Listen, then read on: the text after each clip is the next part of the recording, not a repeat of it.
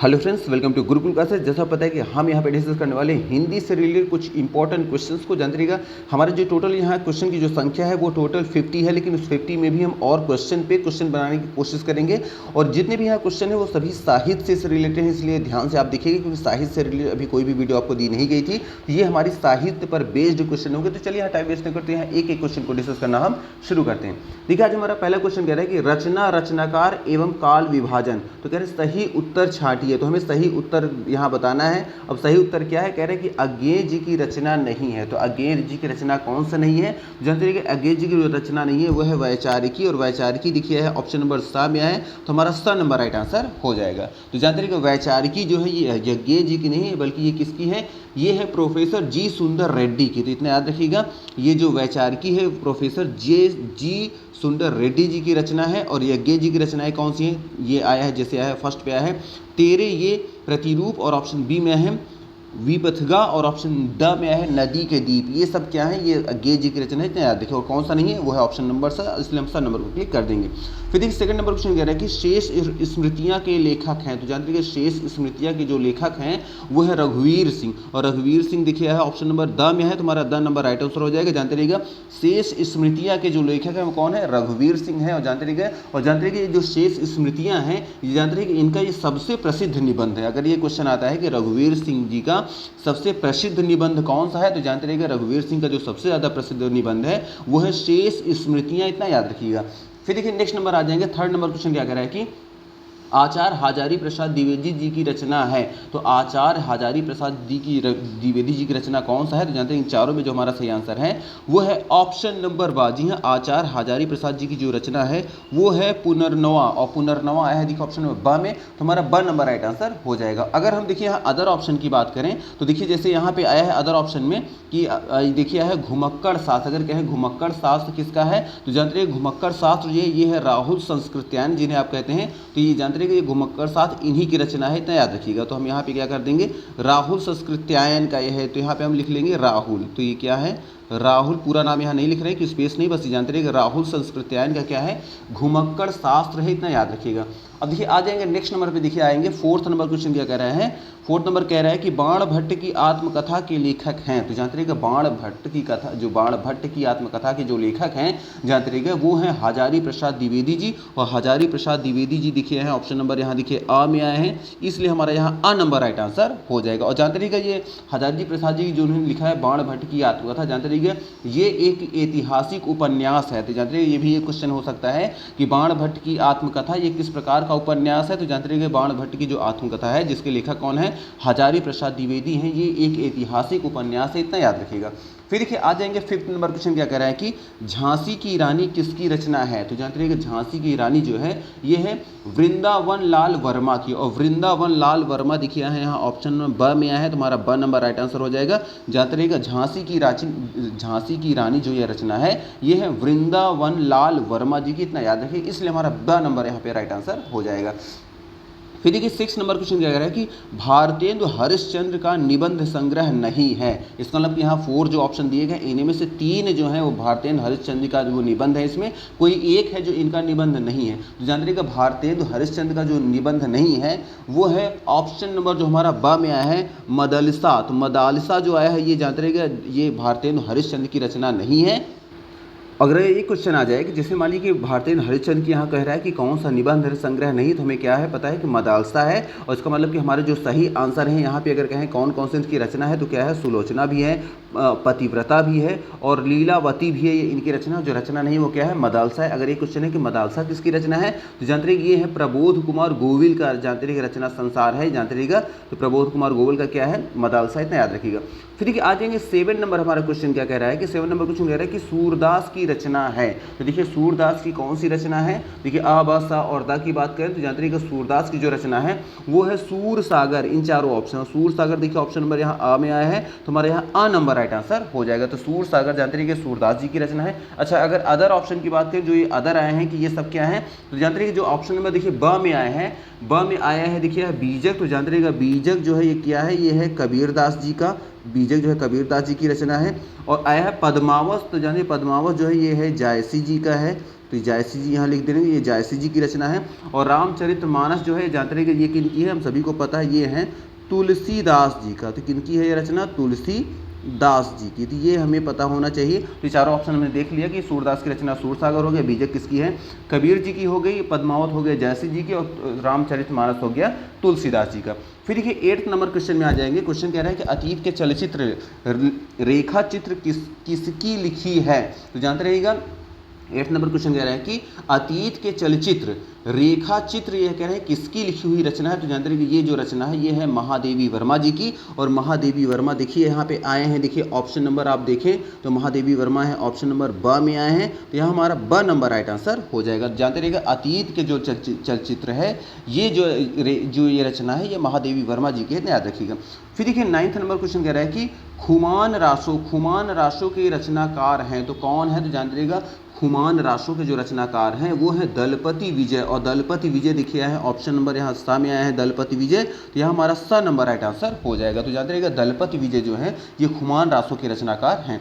फिर देखिए आया है 10th नंबर क्वेश्चन कह रहा है कि पौम चरियू के रचनाकार हैं। तो पौम चरियू के रचनाकार कौन है। तो ध्यान रखिएगा पौम चरियू के जो रचनाकार हैं वह है स्वयंभू। स्वयंभू देखिए आया है ऑप्शन नंबर देखिए द में आया है स्वयंभू। तो यहाँ पे हम द नंबर को क्लिक कर देंगे।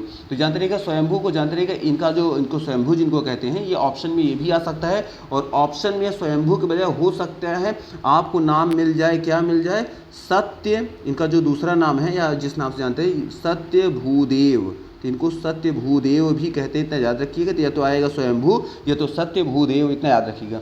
फिर देखिए नेक्स्ट नंबर अगर बात करें, नेक्स्ट हमारा क्वेश्चन क्या है 11 नंबर क्वेश्चन है कि चांद का मुंह टेढ़ा है कि रचनाकार हैं। तो कौन है। तो जानते रहिएगा चांद का मुंह टेढ़ा है, इसके जो रचनाकार हैं वो हैं जानते रहिएगा।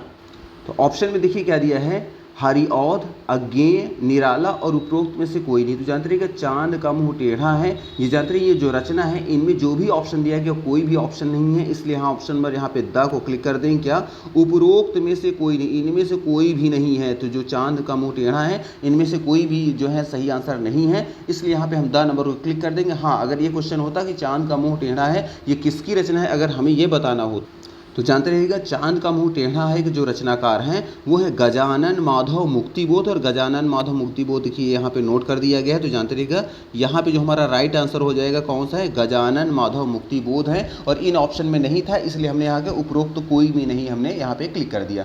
फिर देखिए आ जाएंगे यहाँ नेक्स्ट नंबर, देखिए क्वेश्चन क्या कह रहा है कि नेक्स्ट नंबर यहाँ देखिए आया है हमारा मैथिली शरण गुप्त की रचना नहीं है। तो कौन सी नहीं है, देखिए ऑप्शन में क्या आया है, देखिए ऑप्शन में आया है आपका साकेत हो गया, अड़िमा हो गया, सिद्धराज हो गया और अनद हो गया। तो जानते रहिएगा साकी जो यहाँ मैथिली शरण जी की जो रचना नहीं है वो है अड़िमा। और अड़िमा देखिए है ऑप्शन नंबर देखिए ब में आया है यहाँ पे। तो हमारा ब नंबर राइट आंसर हो जाएगा। जानते रहिएगा अड़िमा किसकी है, ये जो जानते हैं मैथिली शरण गुप्त की जो रचना नहीं है वो क्या है, अड़िमा है। अड़िमा जानते रहिएगा। अच्छा ये कहें कि अड़िमा किसकी रचना है, तो जानते रहिएगा ये जो है ये है सूर्यकांत त्रिपाठी निराला जी की। तो हम लिख देंगे, क्या लिखेंगे, सूर्यकांत त्रिपाठी निराला, ये इनकी है जानते रहिएगा। तो त्रिपाठी निराला यहाँ लिख देंगे हम यहाँ पे, सूर्यकांत त्रिपाठी निराला जी की ये रचना है। कौन सी रचना है, ये जो आई है हमारी अड़िमा, जानते रहिए क्या है, सूर्यकांत त्रिपाठी निराला जी की ये रचना है, याद रखिएगा। अच्छा फिर देखिएगा नेक्स्ट नंबर पे अगर बात करें, देखिए ये तो हमारी जो राइट आंसर क्या हो जाएगा, अड़िमा हो जाएगा, जानते रहिए। तो मैथिली शरण गुप्त की जो रचनाएँ हैं वो साकेत भी है, सिद्धराज भी है और अनध भी है, और जो नहीं है वो कौन सी, अड़िमा है, याद रखिएगा। फिर देखिए आ जाएंगे नेक्स्ट नंबर क्वेश्चन में आ जाएंगे, ऊपर आ जाएंगे। देखिए हमारा क्या है 13 नंबर क्वेश्चन है कला और बूढ़ा चांद, कला और बूढ़ा चांद के रचनाकार हैं। तो कौन है, तो जानते हैं कला और बूढ़ा चांद के जो रचनाकार हैं वो है सुमित्रा नंदन पंत। और सुमित्रा नंदन पंत देखिए आए हैं, देखिए ऑप्शन नंबर यहाँ आ में आया है सुमित्रा नंदन पंत। तो हमारे यहाँ अ नंबर राइट आंसर हो जाएगा। फिर देखिए नेक्स्ट नंबर क्वेश्चन है कि रामधारी सिंह दिनकर की रचना है। तो कौन सी रचना है, तो जानते रहिएगा रामधारी सिंह दिनकर की जो रचना है वो है रश्मि रथी। और रश्मि रथी देखिए है ऑप्शन नंबर यहाँ स में आया है। तो हमारा स नंबर राइट आंसर हो जाएगा। जानते रहिएगा यहाँ जो सुमित्रा नंदन पंत की जो रचना है इसमें यहाँ रामधारी सिंह दिनकर जी की रचना है वो कौन सी है, रश्मि रथी है। अच्छा अगर अदर ऑप्शन की बात करें, अदर जो हैं ये सब किसकी रचनाएँ हैं, तो देखिए पहला नंबर पर आया है, यहाँ पे फर्स्ट नंबर पर आया है कि हरी घास पर क्षण भर, ये किसकी रचना है, तो जानते रहिएगा ये जो रचना है ये है अज्ञेय जी की। तो यहाँ हम लिख देंगे अज्ञेय, ये अज्ञेय जी की रचना है हरी घास पर जो क्षण है ये अज्ञेय जी की रचना है। ठीक, थोड़ा सा इसको क्लियर कर दे। तो जैसा आपको दिख रहा है तो जानते रहिएगा हरी घास पर क्षण भर, ये किसकी रचना है? अज्ञेय जी की है। और ब में बात कर देखिए लोकायतन जो है आपका, लोकायतन जो है ये है सुमित्रा नंदन पंत जी की रचना। और जो द में है धरती, ये है त्रिलोचन जी की रचना है, इतना याद रखिएगा। फिर देखिए नेक्स्ट नंबर पे आ जाएंगे, कह रहा है कि रानी केतकी की कहानी के लेखक कौन है? तो जानते रहिएगा रानी केतकी की कहानी की जो लेखक, जो कि 15 नंबर क्वेश्चन आया है, जानते ये है इंशा अल्लाह खां। और इंशा अल्लाह खां दिखे हैं ऑप्शन नंबर यहाँ ब में आए हैं कि रानी केतकी की लेखक कौन है? इंशा अल्लाह खां है, और इंशा अल्लाह खान ऑप्शन ब में है, तो हमारा ब नंबर राइट आंसर हो जाएगा। फिर देखिए 16 नंबर क्वेश्चन क्या कह रहा है कि पद्य में काल विवरण के अनुसार 1857 से 1900 ईस्वी को किस युग के नाम से जाना जाता है? तो जानते रहिएगा पद्य में काल विवरण के अनुसार 1857 से 1900 ईस्वी के बीच का जो युग जिस नाम से जाना जाता है वो है भारतेंद्र युग। और भारतेंद्र युग देखिए है ऑप्शन नंबर देखिए है स में है, तो हमारा यहाँ स नंबर राइट आंसर हो जाएगा। अच्छा, अगर हम अदर ऑप्शन की बात करें तो जानते हैं कि इन सभी का कालक्रम थोड़ा सा देख लेते हैं। तो देखिए ऑप्शन नंबर आ में है छायावादी युग। तो जानते रहिएगा छायावादी युग जो जानते रहिएगा इसका जो समय काल है वह 1918 से लेकर 1936 तक। और हमें पता है भारतेंद्र युग जो है वो 1850 से 1885 माना जाता है। और यहाँ प्रगतिवादी जो आया है, जो कि आया है ऑप्शन नंबर देखिए ब में आया है, ये है 1936 से 1943 तक इसका समय माना जाता है। और जो कि ऑप्शन नंबर द में है द्विवेदी युग, द्विवेदी युग को जानते रहिएगा 1900 लेकर 1920 तक माना जाता है, ये जानते रहिएगा। तो ये हमारा क्या है पूरा कालक्रम हो गया कि किस समय से किस समय तक किस युग को क्या बुलाया जाता है। मतलब जो भी यहाँ भी जैसे हो गया छायावादी युग का समय क्या है, प्रगतिवादी युग का समय क्या है, भारतीय युग का समय क्या है और द्विवेदी युग का समय क्या है, ये हमने यहाँ पे नोट कर लिया है। नेक्स्ट नंबर देखिएगा आया हमारा क्वेश्चन 17 नंबर क्वेश्चन कह रहा है कि प्रयोगवाद युग का समय निर्धारण क्या है? तो जानते रहिएगा प्रयोगवाद का जो युग का जो समय निर्धारण का जो समय है वो है 1982 से 1959 तक। 1982 से 1959 दिखिए आया है यहाँ पे, देखिए ऑप्शन नंबर आया है यहाँ पे द में आया है, तो हमारा यहाँ द नंबर राइट आंसर हो जाएगा।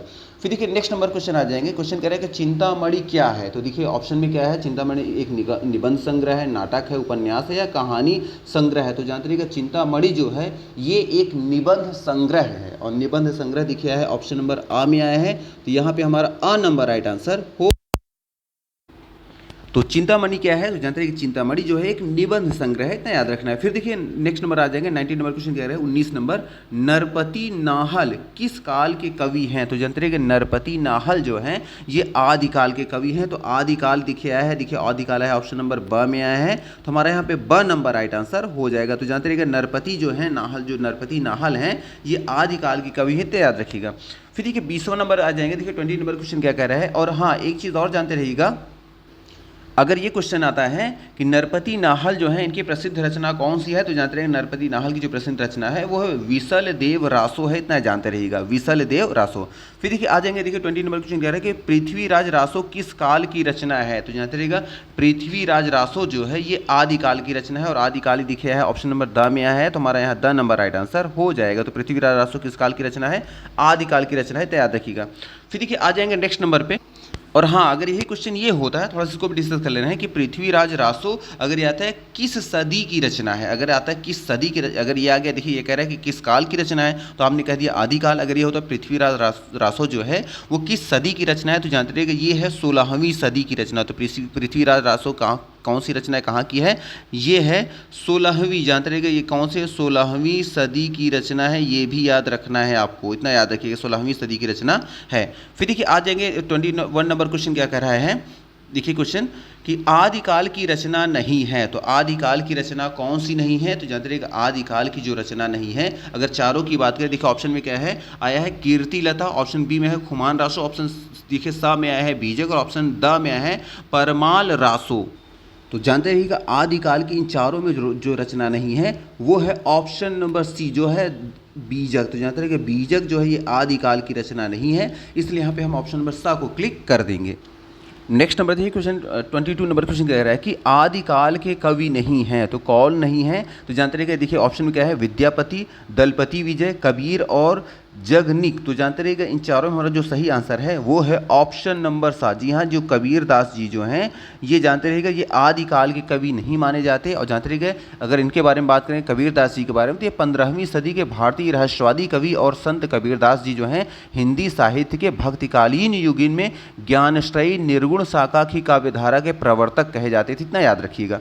फिर देखिए आ जाएंगे यहाँ नेक्स्ट नंबर कह रहा है क्वेश्चन 23 नंबर क्वेश्चन कह रहा है कि आदिकाल के कवि हैं तो कौन आदिकाल की कवि है। 23 नंबर देखिए 23 नंबर क्वेश्चन क्या कह रहा है तो जानते रहिएगा आदिकाल के जो कवि हैं वो हैं चंद्रबरदाई। और चंद्रबरदाई देखिए है ऑप्शन नंबर ब में आया है चंद्रबरदाई। तो यहाँ हम ब नंबर ऑप्शन को क्लिक कर देंगे। तो जानते रहिएगा आदिकाल के जो कवि हैं कौन है, ये है चंद्रबरदाई है। इतना याद रखिएगा। अच्छा आप अदर ऑप्शन की बात करें कि अदर जो आए हैं जैसे आए हैं सूर हो गए, घनानन हो गए, निराला हो गए, ये किस काल के कवि हैं। तो जानते रहिएगा यहाँ पे ऑप्शन बाई ऑप्शन की बात करें तो जानते रहिएगा सूर जो हैं ये भक्ति काल के कवि हैं। और अगर बात करें यहाँ घनानन तो जानते रहिए घनानन जो हैं ये हैं रीति काल के। तो ये किसके हैं, ये हैं रीति काल के कवि हैं। इतना जानते रहिएगा। और बात करें निराला तो जानते रहिएगा निराला की बात करें तो ये हैं जो जानते रहिएगा ये हैं छायावादी, ये छायावादी युग के कवि हैं। तो जानते रहिएगा ये कौन से हैं, ये हैं छायावादी युग के। तो हमारा ऑप्शन देखिए आदिकाल के कवि कौन है, चंद्रबरदाई हो गए। सूर किसके हैं, ये भक्ति काल के कवि हैं। घनानन कौन है, रीति काल के कवि हैं। और निराला जो है छायावादी युगीन कवि है। तो जानते रहिएगा।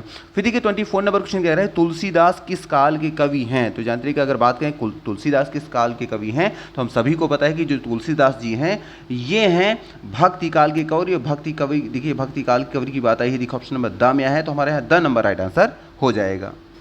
नेक्स्ट नंबर देखिए 25 नंबर क्वेश्चन में आ जाएंगे। देखिए क्वेश्चन कह रहा है कि पद्मावत किस काल की रचना है। तो जानते रहिए पद्मावत जो है ये भक्ति काल की रचना है। और भक्ति काल दिखे है ऑप्शन नंबर आ में आया है। तो हमारा अ नंबर राइट आंसर हो जाएगा। तो जानते रहिएगा पद्मावत जो है वो किस काल की रचना है, भक्ति काल की रचना है। इतना याद रखिएगा। फिर देखिए आ जाएंगे यहाँ 26 नंबर क्वेश्चन कह रहा है कि भक्ति काल की रचना नहीं है तो कौन सी नहीं है। देखो ऑप्शन में क्या है, बीजक हो गया, बिहारी सतसई हो गया, दोहावली हो गया या अखरावट हो गया। तो जानते रहिए इन चारों में हमारा जो सही आंसर है वो है ऑप्शन नंबर ब जो है बिहारी सतसई। जी हाँ, ये जो बिहारी सतसई है ये जानते रहिएगा ये भक्ति काल की रचना नहीं है। इसलिए हम ऑप्शन नंबर यहाँ बा को क्लिक कर देंगे। और भक्ति काल की रचनाएं कौन सी है, बीजक भी है, दोहावली भी है और अखरावट भी है। इतना याद रखिएगा। फिर देखिए आ जाएंगे 27 नंबर क्वेश्चन क्या कह रहा है कि भक्ति काल के कवि नहीं है तो कौन भक्ति काल के कवि नहीं है। तो देखिए ऑप्शन में क्या है, सूरदास हो गए, तुलसीदास हो गए, जायसी हो गए और देव हो गए। तो ये कह रहा है कि कौन भक्ति काल के कवि नहीं है। तो जानते रहिएगा भक्ति काल में जो कवि हैं वो सूरदास भी भक्ति काल के कवि हैं, तुलसीदास भी जो है ये भी भक्ति काल के कवि हैं, जायसी जो है ये भी भक्ति काल के कवि हैं। और जो भक्ति काल के कवि नहीं हैं अगर उनकी बात करें तो बच कौन रहे, वो है देव। तो इसीलिए हम यहाँ पे ऑप्शन नंबर यहाँ पे द को क्लिक कर देंगे। तो देव जो है ये भक्ति काल के कवि नहीं है। इतना याद रखिएगा।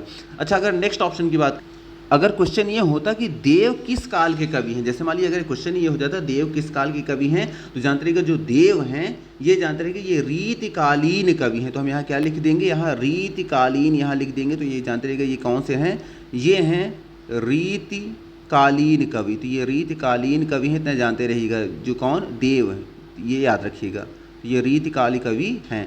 फिर देखिए नेक्स्ट नंबर पे आ जाएंगे भक्ति काल के कवि हैं। तो भक्ति काल के कवि कौन हैं। तो देखिए ऑप्शन क्या आया है, पद्माकर, कबीरदास, नरपति नाल और है अरिहोन। तो जानते रहिएगा भक्ति काल के जो कवि हैं अगर बात करें 28 नंबर की तो वो जानते रहिएगा वो हैं कबीरदास जी। और कबीरदास जी देखिए है यहाँ ऑप्शन नंबर देखिए है ब में आया है। तो हमारा ब नंबर राइट आंसर हो जाएगा। तो कबीरदास जी किस काल के कवि हैं, भक्ति काल के कवि हैं। इतना याद रखिएगा।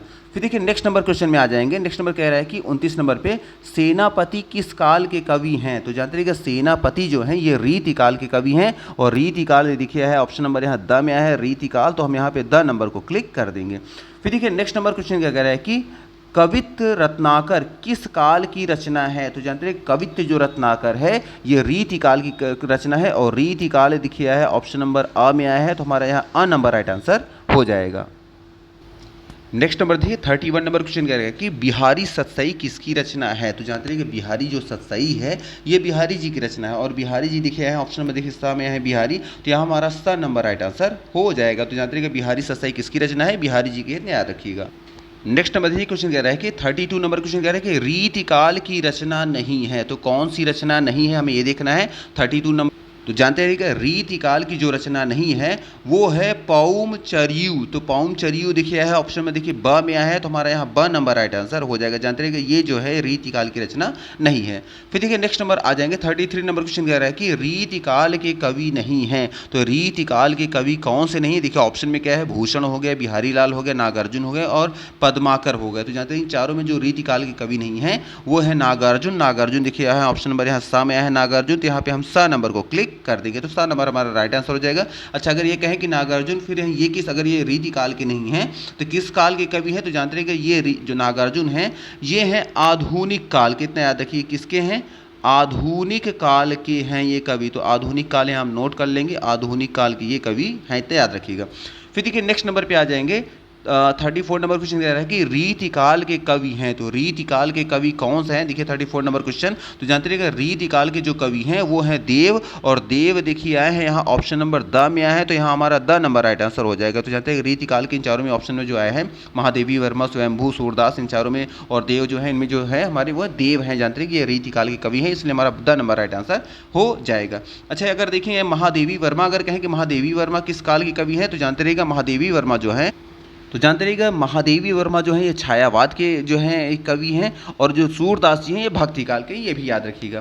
फिर देखिए 35 नंबर क्वेश्चन कह रहा है कि आधुनिक काल के कवि हैं। तो आधुनिक काल के कौन से कवि हैं, देखो ऑप्शन में क्या है, केशवदास है, विद्यापति है, महादेवी वर्मा है और कुतुबन आए हैं। तो जानते रहिए कि चारों में हमारा जो सही आंसर होगा वो होगा ऑप्शन नंबर सा जो आया है। जी हाँ, सा जो आया है, आधुनिक काल के जो कवि हैं वो हैं जानते रहिएगा महादेवी वर्मा, और महादेवी वर्मा देखिए है ऑप्शन नंबर सा में आया है तो हमारे यहाँ सा नंबर राइट आंसर हो जाएगा। फिर देखिए आ जाएंगे, अच्छा अगर हम अदर ऑप्शन की बात करें 35 नंबर ही क्वेश्चन में, अगर ये कहें कि केशवदास ये किस कवि है, कहाँ के कवि है, मतलब किस काल के कवि हैं, तो जानते हैं केशवदास जो हैं ये हैं रीतिकाल के। तो हम यहाँ नोट कर लें किसके हैं, ये रीतिकाल के कवि हैं, ये याद रखिएगा। रीतिकाल के कवि कौन है, केशवदास जी हैं, ये याद रखिएगा। फिर देखिए आ जाएंगे नेक्स्ट नंबर क्वेश्चन क्या कह रहा है कि 36 नंबर सूर्यकांत त्रिपाठी निराला किस काल के कवि हैं। तो जानते रहिएगा सूर्यकांत त्रिपाठी जो निराला हैं ये आधुनिक काल के कवि हैं, और आधुनिक देखिए है ऑप्शन नंबर आ में आया है यहाँ पे, तो इसलिए हमारा अ नंबर राइट आंसर हो जाएगा। फिर देखिए नेक्स्ट नंबर पे आ जाएंगे, क्वेश्चन क्या कह रहा है कि 37 नंबर चुभते चौपदे किसकी रचना है। तो जानते रहिएगा चुभते चौपदे जो है ये जो रचना है ये जानते रहिएगा ये है हरिऔंध की, और हरिऔंध देखिए यहाँ ऑप्शन नंबर ब में आया है तो हमारा ब नंबर राइट आंसर हो जाएगा। तो जानते रहिएगा चुभते चौपदे जो है ये जो रचना है ये हरिऔंध की है, इतना याद रखिएगा। फिर देखिए 38 नंबर क्वेश्चन कह रहा है कि आधुनिक काल के कवि नहीं है। तो कौन आधुनिक काल के कवि नहीं है, तो जानते रहिएगा इन चारों की बात करें, देखो ऑप्शन में क्या है, जयशंकर प्रसाद हो गया, मैथिली शरण गुप्त हो गया, सुमित्रा नंदन पंत हो गया और पद्माकर हो गए। तो जानते हैं कि इन चारों में जो आधुनिक काल के जो कवि नहीं हैं वो है ऑप्शन नंबर द जो आया है पद्माकर, और पद्माकर देखिए ऑप्शन नंबर द में आया है तो हमारे यहाँ पे द नंबर राइट आंसर हो जाएगा। तो ये जानते रहिएगा ये जो है आधुनिक काल के कवि नहीं है, इतना याद रखिएगा।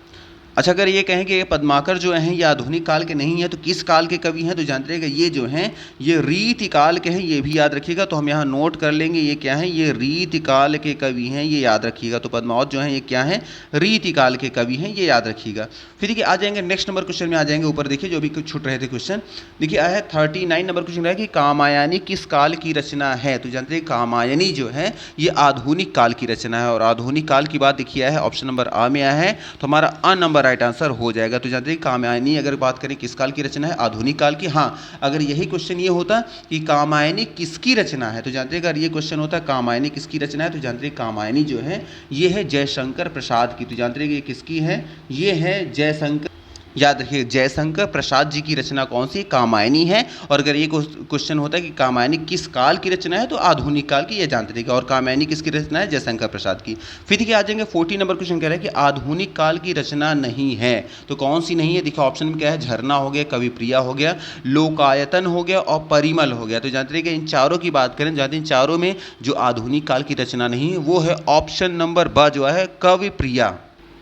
कवि प्रिया है ये आधुनिक काल की रचना नहीं है, इसलिए हम बॉम नंबर ऑप्शन को क्लिक कर देंगे। और जानते हैं कि आधुनिक काल की रचनाएं कौन कौन सी, झरना भी है, लोकायतन भी है और परिमल भी है, याद रखिएगा। हाँ, अगर ये क्वेश्चन ये होता कि आधुनिक काल की रचना कवि प्रिया नहीं है, ठीक है, लेकिन ये होता कि ये किस काल की रचना है, तो जानते रहिएगा ये जो है ये भी क्या है, रीति काल की है, इतना याद रखिएगा। तो कवि प्रिया ये किस काल की रचना है, ये है रीति काल की, ये किसकी है, रीति काल की रचना है। अच्छा, यही क्वेश्चन ये होता कि जो कवि प्रिया है ये रीति काल की रचना तो है, ठीक है, लेकिन ये किसकी रचना है, किसके द्वारा ये लिखा गया है, तो जानते रहिए ये केशव के द्वारा लिखा गया, ये भी याद रखें कौन है, केशव द्वारा ये लिखा गया है, ये याद रखें केशव द्वारा ये रचना लिखी गई है। और ये किस काल से संबंधित है, रीति काल से संबंधित है, याद रखिएगा। फिर देखिए नेक्स्ट नंबर पे आ जाएंगे क्वेश्चन, जयशंकर प्रसाद की रचना है, तो कौन सी जयशंकर प्रसाद की रचना है। देखिए ऑप्शन में क्या है, कंकाल हो गया, तितली हो गया, कामायनी हो गया, उपरोक्त सभी हो गया। तो जानते रहिएगा जयशंकर प्रसाद जी की जो रचना है वो आपका जानते रहिएगा, ये कंकाल जो आया है, कंकाल भी उन्हीं की रचना है, तितली भी उन्हीं की रचना है और कामायनी भी उन्हीं की रचना है। तो इसका मतलब जो हमारा सही आंसर होगा वो होगा ऑप्शन नंबर द जो आया है, उपरोक्त सभी। उपरोक्त सभी मतलब ऊपर दिए गए सभी जितने भी हैं ये सभी आंसर सही हैं, इसलिए हमारा जो ऑप्शन नंबर द होगा हम द नंबर को क्लिक कर देंगे। फिर देखिए 42 नंबर क्वेश्चन है कि राहुल संस्कृत्यायन की रचना नहीं है, इसका मतलब कि कौन सी नहीं है, इसका मतलब 3 इनकी रचनाएं, कोई मतलब इसमें जो भी ऑप्शन है उसमें से ज़्यादातर उनकी रचनाएं होंगी और कोई जो होगी वो नहीं होगी। तो यहाँ देखेंगे 42 नंबर पे, तो जानते रहिए कि राहुल जो यहाँ पे आया है कि राहुल संस्कृत्यायन की जो रचना नहीं है, जानते रहिएगा वो है ऑप्शन नंबर, यहाँ पे देखिए पहले ऑप्शन में क्या है, साहित्य और समाज, तो बिल्कुल ये जो है ये देखिए आया है। और ब में आया है साहित्य का मर्म, ऑप्शन सी में है विचार विमर्श, ऑप्शन द में आया है उपरोक्त में से कोई नहीं। तो जानते रहिएगा राहुल संस्कृत्यायन जी की जो रचना नहीं है वो जो कि ऑप्शन नंबर देखिए आ में आया है, आ में आया है साहित्य और समाज, जानते रहिएगा ये भी इनकी रचना नहीं है, ये नहीं है इनकी रचना। और साहित्य का मर्म जो है ये भी इनकी रचना नहीं है। और ऑप्शन सा में है विचार विमर्श, ये भी इनकी रचना नहीं है। इसलिए हमारा जो आंसर नंबर होगा वो ऑप्शन नंबर डी हो जाएगा, उपरोक्त में से कोई नहीं, मतलब ऊपर दिए गए कोई भी जो ऑप्शन है इनमें से कोई भी इनकी रचना नहीं है, इसलिए ऑप्शन नंबर यहाँ पे हम द नंबर को क्लिक कर देंगे। अच्छा, अगर ये कहें कि अगर ये इनकी रचनाएं नहीं है, अगर ये कहें क्वेश्चन तो फिर ये किसकी रचनाएं हैं, अगर हमें ये जानना होगा तो जानते रहिएगा, अगर ये बात करें तो जानते रहिएगा साहित्य और समाज जो है ये है रामधारी सिंह दिनकर जी का, साहित्य का मर्म जो है ये है सत्येंद्र चतुर्वेदी जी का, और विचार और विमर्श ये है महावीर प्रसाद द्विवेदी जी का। इतना याद रखें, तुम्हें भी ये सारे ऑप्शन आपको क्लियर हो गए होंगे। फिर देखिए आ जाएंगे 43 नंबर क्वेश्चन क्या है कि आषाढ़ का एक दिन किसका नाटक है। तो जानते रहिएगा आषाढ़ का जो एक दिन है ये जो नाटक है ये है मोहन राकेश जी का, और मोहन राकेश दिखे आए हैं यहाँ ऑप्शन नंबर देखिए आए हैं अ में, तो हमारा यहाँ अ नंबर राइट आंसर हो जाएगा। तो जानते रहिएगा आषाढ़ का जो एक दिन है ये जो नाटक है मोहन राकेश जी का, इतना याद रखिएगा। फिर देखिए आ जाएंगे 44 नंबर क्वेश्चन कह रहा है कि हजारी प्रसाद द्विवेदी का संपादन है। तो संपादन मतलब ये कौन सा उनकी जो लेखन है या उनकी जो भी चीज़ें जो भी उनकी रचना है कौन सा है। तो जैसे हजारी प्रसाद द्विवेदी जी का जो संपादन है चारों में वो है नाथ सिद्धों की बानियाँ, और नाथ सिद्धों की बानियाँ दिखे है ऑप्शन नंबर यहाँ ब में आया है, तो यहाँ पे हमारा ब नंबर राइट आंसर हो जाएगा। तो जानते हैं कि चारों ऑप्शन में जो आया है हजारी प्रसाद द्विवेदी जी का जो संपादन है वो है नाथ सिद्धों की बानियाँ, इसलिए ऑप्शन नंबर यहाँ ब को हम क्लिक कर देंगे। फिर देखिए आ जाएंगे यहाँ 45 नंबर क्वेश्चन कह रहा है कि सूरज का रूप किस विधा में है। तो जानते रहिएगा सूरज का जो रूप है ये एक कविता के रूप में है, और कविता की बात देखिए ऑप्शन नंबर यहाँ पे आ में आया है, तो हमारा अ नंबर राइट आंसर हो जाएगा। तो जानते रहिएगा सूरज का रूप जो है ये कविता की विधा में लिखा गया है, इसलिए यहाँ ऑप्शन नंबर हम आ को क्लिक कर देंगे। फिर देखिए 46 नंबर क्वेश्चन कह रहा है कि मेरी लद्दाख यात्रा किस विधा में है। तो जानते रहिएगा मेरी लद्दाख यात्रा जो है ये एक यात्रा वृत्त है, और यात्रा वृत्त की बात देखिए है ऑप्शन नंबर अ में आया है, तो इसलिए हमारा यहाँ पे अ नंबर राइट आंसर हो जाएगा। फिर देखिए नेक्स्ट नंबर क्वेश्चन में आ जाएंगे 47 नंबर क्वेश्चन है कि राम भक्ति शाखा की प्रमुख रचना है। तो राम भक्ति शाखा की प्रमुख रचना कौन सी है। देखिए ऑप्शन में क्या है सूर सारावली या रामचरितमानस बीजक या पद्मावत। तो जानते रहिएगा राम भक्ति शाखा की जो प्रमुख जो रचना है वो है रामचरितमानस, और रामचरितमानस देखिए है ऑप्शन नंबर ब में आया है, तो हमारा यहाँ ब नंबर राइट आंसर हो जाएगा। तो यहाँ जानते रहिएगा राम भक्ति शाखा की जो प्रमुख रचना है वो रामचरितमानस है, इतना याद रखिएगा। फिर आ जाएंगे 48 नंबर क्वेश्चन कह रहा है कि राम भक्ति शाखा के कवि नहीं हैं। तो राम भक्ति शाखा के प्रमुख जो जो कवि नहीं है वो कौन से हैं? देखिए ऑप्शन में क्या है, नाभादास, ऑप्शन ब में है माधवदास, ऑप्शन स में है नरहरि बारहट, और देखिए ऑप्शन द में है चिंतामणि। तो जानते रहिएगा राम भक्ति शाखा के जो कवि नहीं हैं इन चारों में, वो है ऑप्शन नंबर द जो आए हैं, ऑप्शन नंबर द में क्या है, चिंतामणि। और चिंतामणि देखिए ऑप्शन नंबर द में है, तुम्हारा द नंबर राइट आंसर हो जाएगा। जानते रहिएगा कि जो है राम भक्ति शाखा के जो कवि नहीं है वो चिंतामणि हैं, इतना याद रखिएगा, इसलिए हम यहाँ द नंबर को क्लिक कर देंगे। फिर देखिए 49 नंबर क्वेश्चन कह रहा है कि सूर सारावली किसकी रचना है? तो जानते रहिएगा सूर सारावली जो है ये सूरदास की रचना है, और सूरदास देखिए है ऑप्शन नंबर यहाँ ब में आया है, तो हमारा ब नंबर राइट आंसर हो जाएगा। फिर देखिए 15 नंबर और आज का हमारा जो लास्ट क्वेश्चन है, देखिए क्वेश्चन कह रहा है कि कबीर दास किस धारा के कवि थे? तो जानते रहिए कबीर दास जो थे, देखिए ऑप्शन में क्या है, सगुण भक्ति धारा या निर्गुण भक्ति धारा, रीति मुक्त या फिर रीतिबद्ध। तो जानते रहिएगा इन चारों में हमारा जो सही आंसर है वो है ऑप्शन नंबर ब। जी हाँ, जो कबीर दास जो थे वो जानते रहिएगा वो निर्गुण धारा के कवि थे, और निर्गुण धारा की बात आई ऑप्शन नंबर ब में आया है, तो हमारा ब नंबर राइट आंसर हो जाएगा। तो मैं भी आपको देखिए यहाँ 1 बाई सारे क्वेश्चन या 1 बाई 1 सारे क्वेश्चन क्लियर होंगे। देखिए यहाँ जो भी आपको यहाँ आंसर बताया जा रहा है उसके देखिए लास्ट में क्वेश्चन भी, उसका आंसर भी आपको प्रोवाइड कराया जा रहा है, ताकि आप अगर चाहें तो इसको पीडीएफ को डाउनलोड करके आप उसको आराम से पढ़ भी सकते हैं। तो मे भी आपको यहाँ सारी चीज़ें 1 बाई 1 सारी चीज़ क्लियर हो गई होगी। अगर सारी चीज़ क्लियर हो रही है तो प्लीज़ वीडियो को लाइक करना, चैनल को सब्सक्राइब करना भूलें, और आप कमेंट जरूर किया करें कि आपको वीडियो कैसी लग रही है। तो आज के लिए रखते हैं। Thank you very much for watching this video. Thank you.